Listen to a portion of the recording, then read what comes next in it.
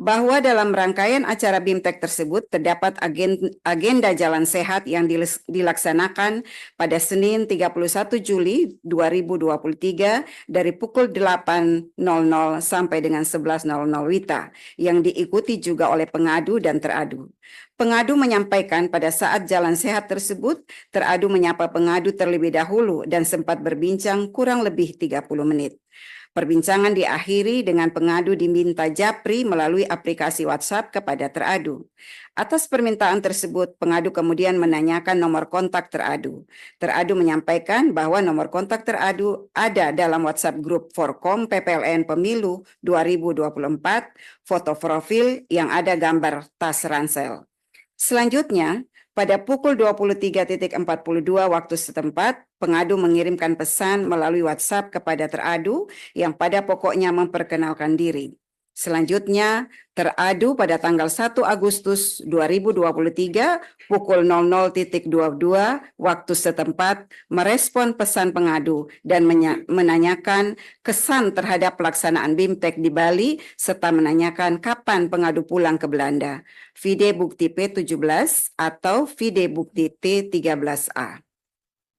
Berkenaan dengan dalil perlakuan khusus kepada pengadu, terungkap fakta dalam sidang pemeriksaan setelah acara BIMTEK di Bali, yakni pada tanggal 2 Agustus 2023.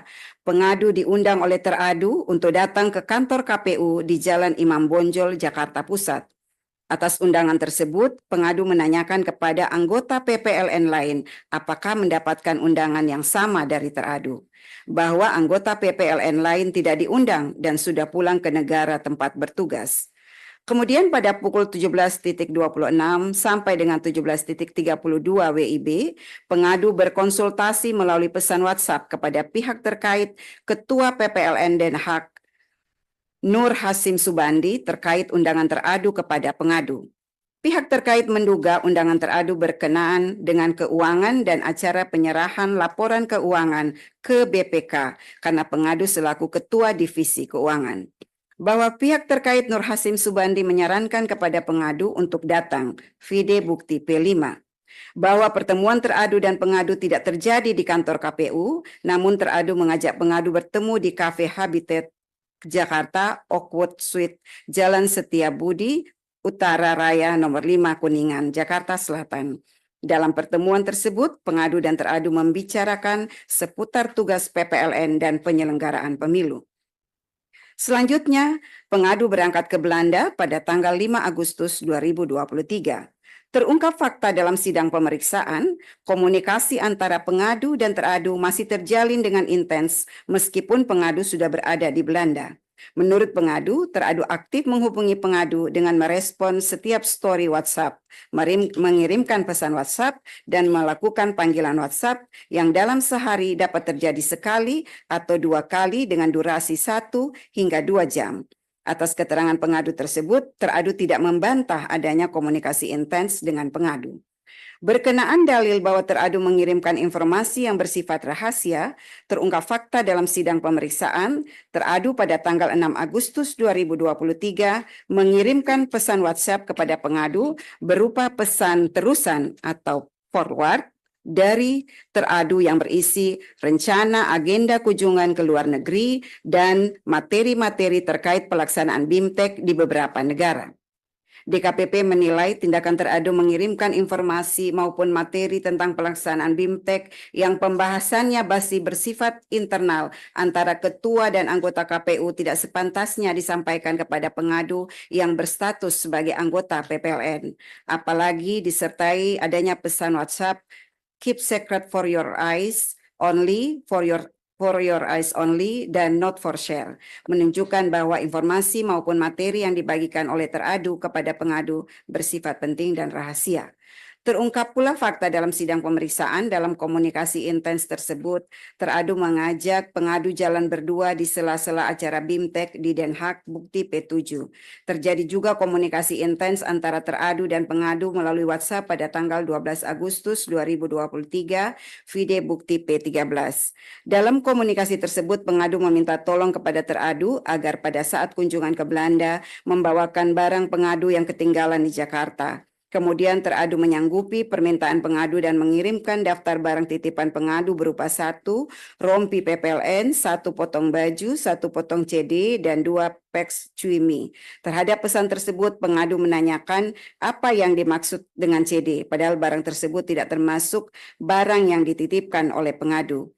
Teradu menjawab dengan nada bercanda, "Oh maaf, keselip." Bukti P13. Terhadap fakta tersebut, DKPP menilai tindakan teradu tidak dibenarkan menurut etika penyelenggara pemilu. Teradu terbukti menyisipkan kepentingan pribadi dalam melaksanakan tugasnya. Permintaan teradu untuk jalan berdua dengan pengadu tidak patut dilakukan, mengingat status teradu yang sudah berkeluarga. Selain itu, isi chat teradu yang menuliskan CD yang diakui dalam sidang pemeriksaan adalah celana dalam, menurut DKPP tidak patut dibicarakan, mengingat status teradu sebagai atasan dari pengadu dan teradu sudah berkeluarga. Apalagi dalam pesan pengadu kepada teradu tidak ada titipan berupa CD untuk dibawa ke Belanda. Berkenaan dengan dalil aduan pengadu bahwa teradu memaksa melakukan hubungan badan, terungkap fakta dalam sidang pemeriksaan bahwa pada tanggal 2 sampai dengan 7 Oktober 2023 dilaksanakan kegiatan BIMTEK PPLN di Den Haag. Pada kegiatan tersebut teradu hadir pada tanggal 3 Oktober 2023 dan menginap di Hotel Van der Valk Amsterdam, Belanda. Bahwa dalam sidang pemeriksaan pengadu mengaku pada malam hari tanggal 3 Oktober 2023 pengadu dihubungi teradu untuk datang ke kamar hotelnya.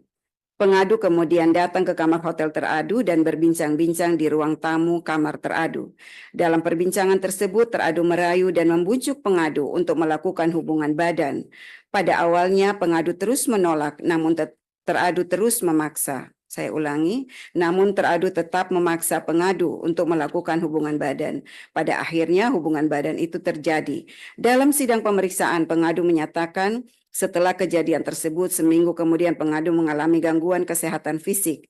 Pada tanggal 18 Oktober 2023, pengadu melakukan pemeriksaan ke dokter umum atas gejala yang dialami sebelumnya. Permisi, mohon maaf yang mulia, apakah harus sedetail itu dibacakan? Terima kasih. Saya lanjutkan. Hasil konsultasi dengan dokter menganjurkan agar dilakukan pemeriksaan lanjutan bersama antara pengadu dan teradu. Pada tanggal 31 Oktober 2023, pengadu menghubungi teradu melalui pesan WhatsApp agar teradu juga melakukan pemeriksaan kesehatan sebagaimana dianjurkan oleh dokter. Kemudian teradu menjawab, "Iya, siap sayang." Selanjutnya, teradu mengirimkan hasil pemeriksaan kesehatan teradu yang dilakukan di Indonesia disertai dengan caption, "Semoga kita sehat selalu." Vide bukti P15C. Dalam sidang pemeriksaan, teradu mengakui bahwa kata kita yang dimaksud dalam chat WhatsApp tersebut adalah teradu dan pengadu. Berdasarkan uraian fakta-fakta tersebut, DKPP menilai telah terjadi hubungan badan antara teradu dengan pengadu pada tanggal 3 Oktober 2023 sesuai dengan bukti P15A, P15B, P15C, P16, P20, dan P21. Berkenaan dalil aduan pengadu bahwa teradu menyusun dan menandatangani surat pernyataan tertanggal 2 Januari 2024, terungkap fakta dalam sidang pemeriksaan bahwa teradu mengakui membuat dan menandatangani surat pernyataan akuo pada tanggal 2 dan 5 Januari 2024.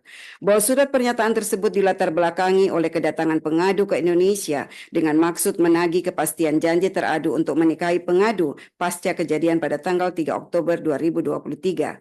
Bahwa pengadu datang ke Jakarta pada tanggal 9 Desember 2023 difasilitasi oleh teradu berupa tiket pesawat dan menyiapkan 1 unit apartemen dengan nomor 705 di Oakwood Suite Kuningan atas nama Wildan Sukoya untuk dipergunakan pengadu sejak tanggal 8 Desember 2023 sampai dengan 7 Januari 2024 sesuai bukti pihak terkait Ahmad Wildan Sukoya, vide bukti PT2. Akan tetapi pengadu tidak mendapatkan jaminan kepastian dari teradu, sehingga pengadu meminta teradu untuk membuat surat pernyataan tertulis di atas materai yang pada pokoknya berisikan janji teradu kepada pengadu.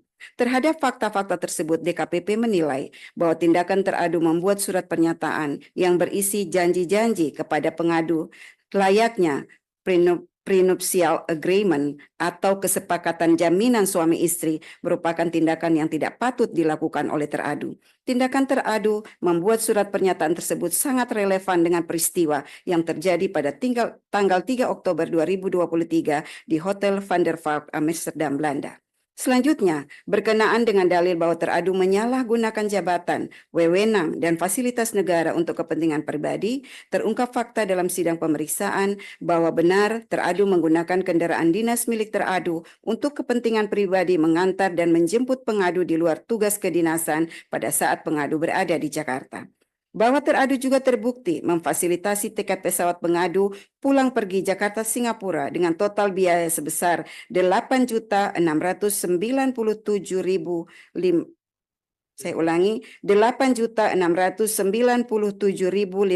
rupiah. Sebagaimana keterangan pihak terkait Retno Kusumastuti, Vide Bukti PT 1 dan PT 2. Selain itu, teradu juga memfasilitasi penginapan di apartemen Oakwood Suite Kuningan dengan total biaya sebesar Rp47.716.900, sebagaimana keterangan pihak terkait Ahmad Wildan Sukoya, Vide Bukti PT 1, PT 2, dan PT 3. Bahwa berdasarkan keterangan pengadu dalam sidang pemeriksaan, teradu juga memfasilitasi tiket pesawat pengadu pulang pergi Jakarta Belanda sebanyak 3 kali dengan total biaya 100 juta rupiah. Hal ini diakui oleh teradu dan menjelaskan bahwa yang membayarkan biaya tiket untuk pengadu adalah temannya. Teradu juga membelikan pengadu layar monitor Asus ZenScreen dan seterusnya dianggap dibacakan seharga Rp5.419.000, Vide Bukti P11. Berdasarkan uraian fakta tersebut di atas, DKPP menilai sepanjang dalil terkait penggunaan mobil dinas, teradu terbukti menyalahgunakan jabatan, wewenang, dan fasilitas negara untuk kepentingan pribadi. Sedangkan terkait dengan uang yang digunakan teradu untuk memfasilitasi pengadu bukan bersumber dari keuangan negara. Namun demikian, fasilitasi yang diberikan teradu kepada pengadu membuktikan dan meyakinkan DKPP adanya hubungan pribadi yang bersifat khusus antara teradu dengan pengadu, mengingat fasilitasi serupa tidak diberikan teradu kepada penyelenggara pemilu yang lain. Berdasarkan seluruh uraian pertimbangan di atas, DKPP berpendapat dalil pengaduan pengadu sepanjang pada angka 4.1.2 terbukti dan jawaban teradu tidak meyakinkan DKPP. Teradu terbukti melanggar ketentuan pasal 6 ayat 1, pasal 6 ayat 2 huruf A dan C, pasal 6 ayat 3 huruf E dan F, pasal 17 ayat 1, pasal 10 huruf A, pasal 11 huruf A, pasal 12 huruf A, pasal 15 huruf A dan huruf D, pasal 16 huruf E, dan pasal 19 huruf F, Peraturan DKPP nomor 2 tahun 2017 tentang Kode Etik dan Pedoman Perilaku Penyelenggara Pemilu. 4.4. Menimbang dalil pengadu selebihnya, DKPP tidak relevan untuk mempertimbangkan. 5. Kesimpulan. Berdasarkan penilaian atas fakta persidangan sebagaimana diuraikan di atas, setelah memeriksa keterangan pengadu, jawaban dan keterangan teradu, membaca dan mempelajari kesimpulan tertulis pengadu dan teradu, membaca dan mendengar keterangan saksi ahli pengadu, memeriksa dan mendengar keterangan pihak terkait, dan memeriksa bukti-bukti dokumen yang disampaikan pengadu, teradu, dan pihak terkait, DKPP menyimpulkan bahwa 5.1. DKPP berwenang mengadili pengaduan pengadu. 5.2. Pengadu memiliki kedudukan hukum legal standing untuk mengajukan pengaduan akuo. 5.3. Teradu terbukti melakukan pelanggaran kode etik dan pedoman perilaku penyelenggara pemilu. Berdasarkan pertimbangan dan kesimpulan tersebut di atas. Bismillahirrahmanirrahim. Memutuskan. 1. Mengabulkan pengaduan pengadu untuk seluruhnya. 2.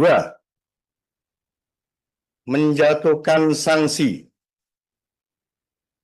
pemberhentian tetap kepada teradu Hasyim Asyari selaku Ketua merangkap anggota Komisi Pemilihan Umum terhitung sejak putusan ini dibacakan.